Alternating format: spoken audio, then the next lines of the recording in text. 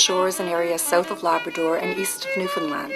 Students coming from this area face challenges of moving away from family and friends and adjusting to city and academic life. So, who are the women from the Lower North Shore? I remember I moved here in August and it was so hot. Like, I was not used to the heat at all, and I was so used to back home with the breeze, and you never really had to worry about that. So when I moved here, I was thinking, oh my God, I'd rather take the flies anytime than the heat. I was actually kind of sad because I came here with my aunt. She dropped me off. And I remember when she dropped me off at my apartment, I was thinking, oh my God, this is so sad. Like, I'm living with all girls, like, where's my family? So it was quite the experience and the change for me, and I didn't really realize it at that moment.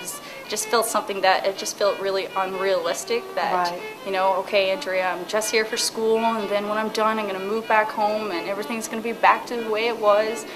It's like not being near the ocean for me was a really big change, because I basically grew up with the oceans. When I first moved there, I was a little lonely, but what helped me was I had family here, and a lot of my close friends who used to live in the same village as me, they were all here, so it made it much more easier for me to get used to things and to know about certain services.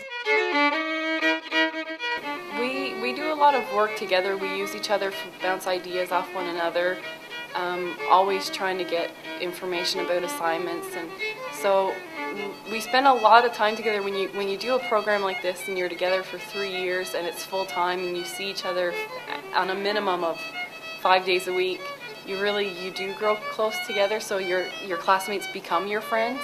Well, coming from a small town, you really get to know one another, and I guess that that community is really important.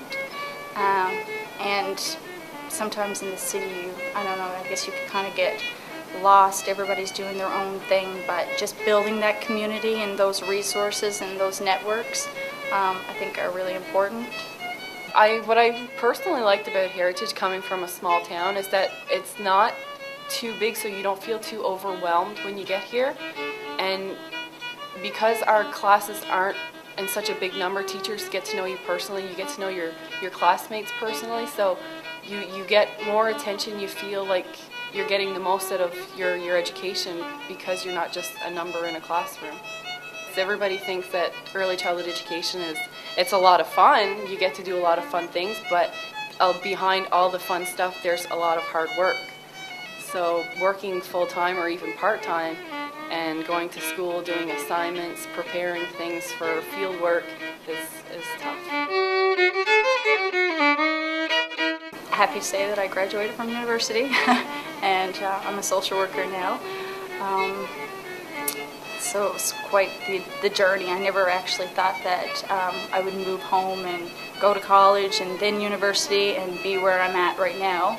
I like to move up to Northwest Territories for about maybe 2 years just to get the experience and stuff. And then maybe back here, and when I retire, probably move back home. She can drive her own skidoo. She knows how to ice fish. She can play hockey. The good cooking, the homemade bread. A North Shore girl likes her bologna. Hardworking, likes to pick big apples. Probably seems to appreciate more where they work so hard for it. And there's little things back home that they're going to appreciate more things than what people would out here, you know? Because there's so little around. Oh, I can't say that. That's not appropriate for this video. These women have shared some of their challenges in moving from the Lower North Shore to the big city. The transition was not easy, but their classmates have become their family, and Heritage College has provided a sense of community. The ECCE program has become an important part of their journey as lifelong learners.